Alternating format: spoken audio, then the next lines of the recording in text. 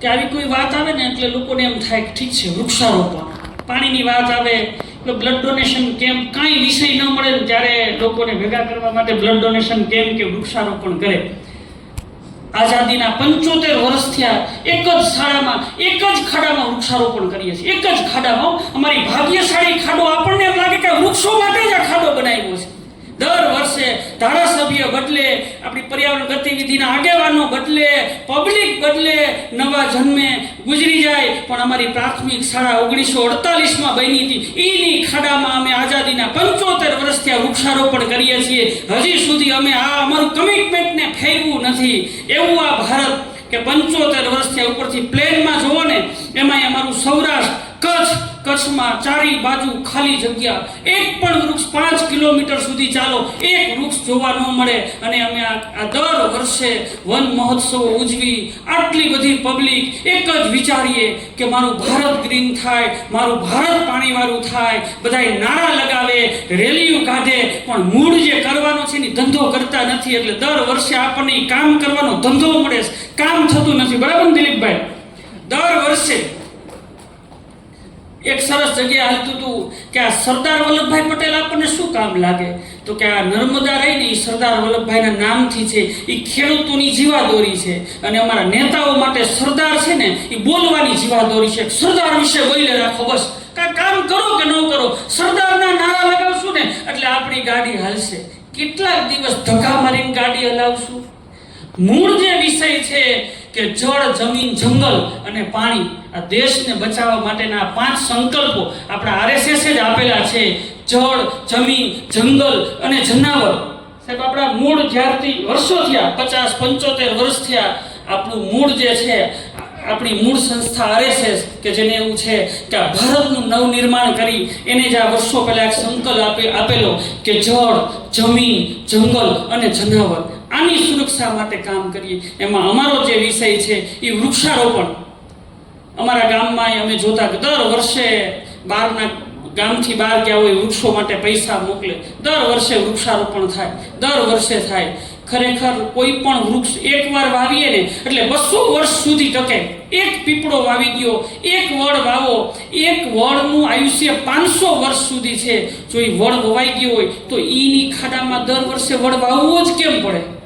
દર વર્ષે થોડું મકાન બનાવવું પડે. આપણે આ સેવા ભારતીનું મકાન બનાવ્યું, હવે આને 50 વર્ષ સુધી દર વર્ષે જો મકાન બનાવવું પડે તો આપણે વિચારવું પડે કે આપણા બિલ્ડરમાં કે ક્યાંક સિસ્ટમમાં ફેર છે. દર વર્ષે વૃક્ષારોપણ કરીએ. આખી ગુજરાત સરકાર, ભારત સરકાર, ગુજરાત સરકાર દર વર્ષે 20 કરોડ વૃક્ષો વાવે. 3 લેયર કરીને તોય 20 કરોડ વૃક્ષો ખાલી ગુજરાતમાં હમાય એમ નથી. અને 75 વર્ષથી આ 20 કરોડ 25 કરોડ વૃક્ષો વાવીએ. એટલે અમે 5 જૂન 2014 એવું નક્કી કર્યું કે આપણે વૃક્ષારોપણ કરીએ, પણ એટલા જ વૃક્ષો વાવીએ કે જેને મોટા કરી શકીએ. 20 ફૂટના થાય ત્યાં સુધી અમારી જવાબદારી.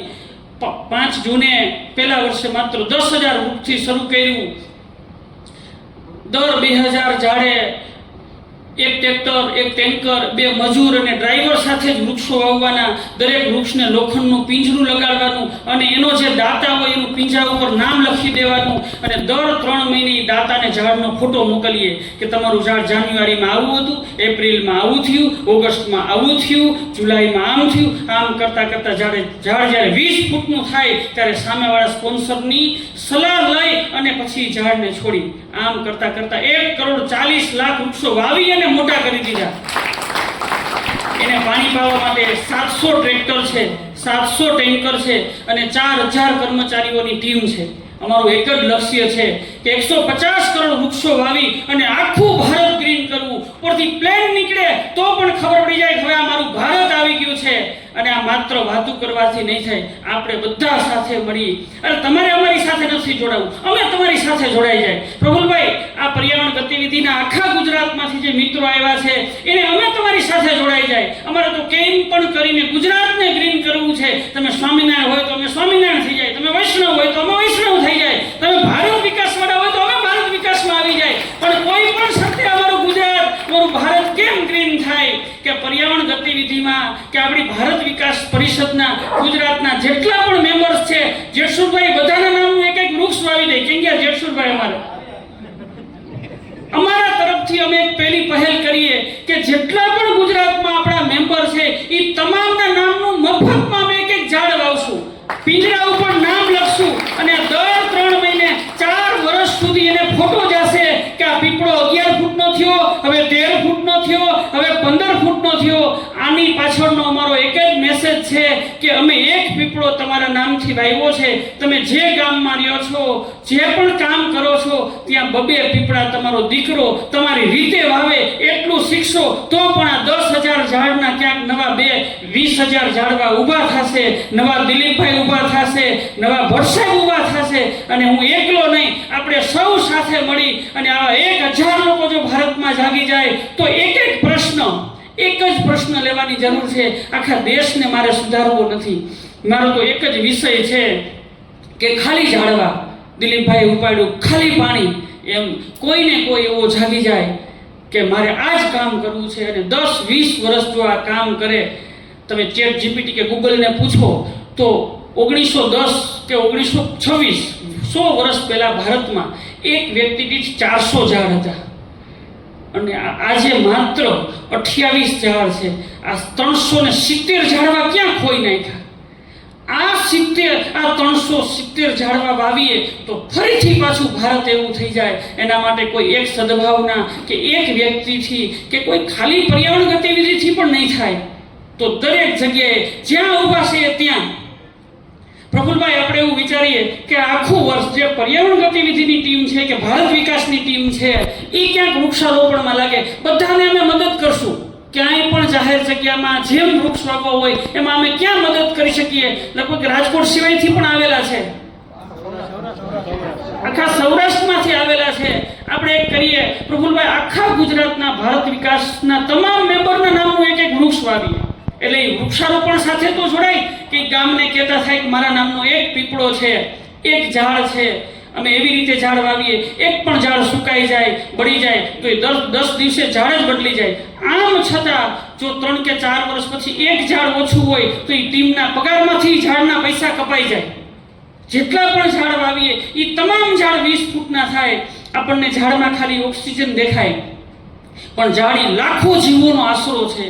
એક પીપળો કે એક વડ જોજો, એટલા બધા ટેટા હોય કે લાખો જીવોનો આશરો છે. આપણે ક્યારેક ચણ નાખવા જાય ને તો આપણને એમ લાગે ઓહો મજા આવી ગઈ, મેં કેટલા બધા જીવોને ખોરાક આપ્યો. અરે એ ફાસ્ટ ફૂડ આપવાની જરૂર નથી. તમારી આજુબાજુમાં એક પીપળો, એક વડ, એક બોરસલી વાવી દેજો. 200 વર્ષ સુધી તમારા વતી ચણ નાખશે. તમે કે હું કદાચ 200 વર્ષ જીવવાના નથી પણ એક પીપળો આવ્યો હશે ને તો 200 વર્ષ સુધી આ તમારી પ્રતિક્રિયા સમાજને આપતો રહેશે, તમારા વતી સમાજને યોગદાન આપતો રહેશે. તો હું ગુજરી જાઉં પછી પણ મારું દાન ચાલુ રાખવું હોય તો હું એક વડ વાવી દઉં, એક પીપળો વાવી દઉં. મારા ગુજરી ગયા પછી પણ અરે મારા સંતાનોની પેઢી પૂરી થઈ જાય તો પણ એ સમાજને ચણ આપતો જ રહેશે, આપતો જ રહેશે. એ ઓક્સિજન આપશે, ખોરાક આપશે, એ રહેઠાણ આપશે, એ આરોગ્ય આપશે.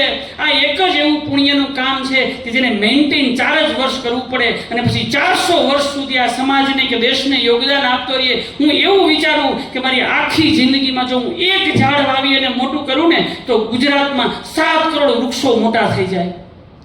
તો આજથી જ આપણે એવું વિચારીએ કે મારા બધાના નામનું, તમારા નામનું તો હું એવું વિચારું છું કે આખા ગુજરાતના તમામ મેમ્બરના નામનું એક ઝાડ અમે વાવીએ અને એને મોટું કરશું. અને પ્રફુલભાઈ એવું કરીએ ક્યાંક 100 એકર જગ્યા ગોતીએ અને ભારત વિકાસના નામથી 1 લાખ ઝાડનું એક સિંગલ જંગલ ઊભું કરીએ સાથે મળી.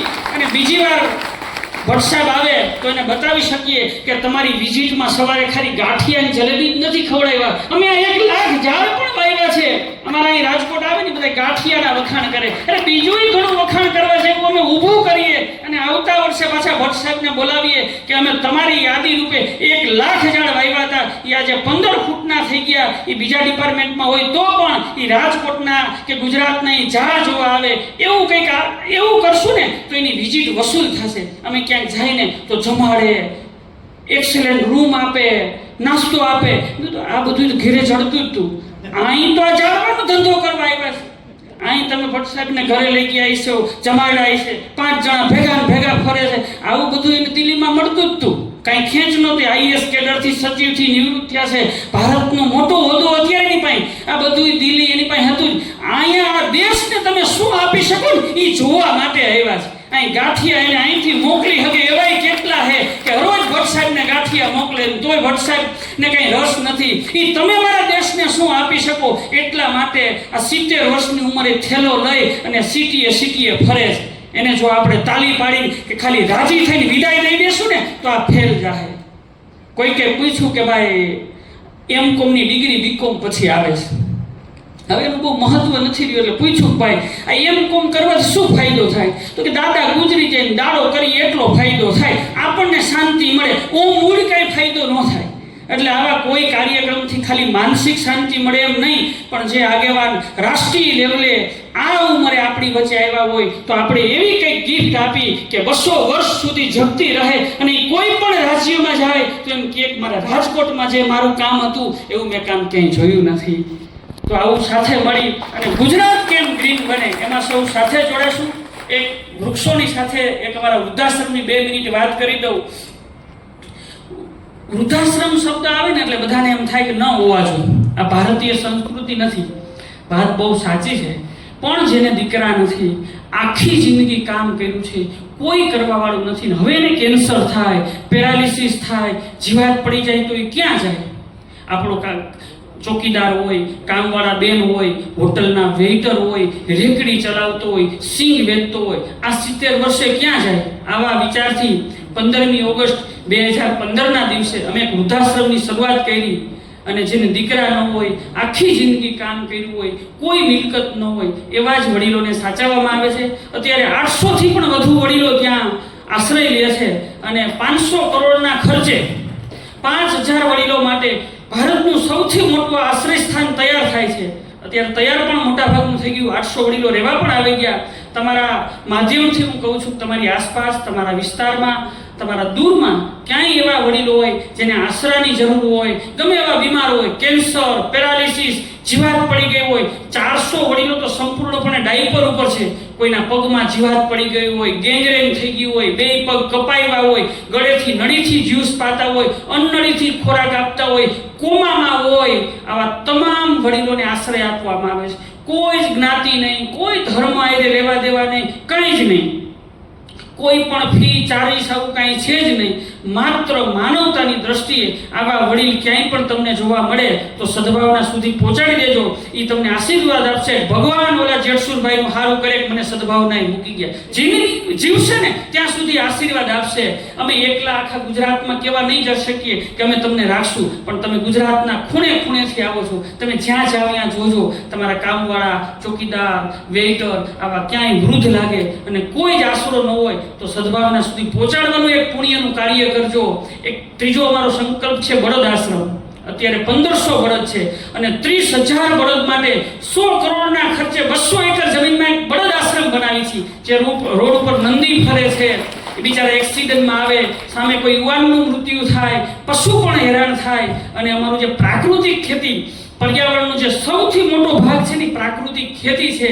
એ પશુ કે એના છાણ વિના પ્રાકૃતિક ખેતી થશે નહીં તો આખા સૌરાષ્ટ્રમાં જેટલા પણ પશુ રોડ ઉપર રખડે છે એ બધાને સાચવી, એનો પણ જીવ સલામત અને અમારું પણ પ્રાકૃતિક ખેતીનું કામ થાય એના માટે 30,000 બળદોનો નવો બળદ આશ્રમ બનાવીએ છીએ. એકવાર અમારી સદભાવનાની મુલાકાતે ખાસ પધારો. બસ, જય હિન્દ.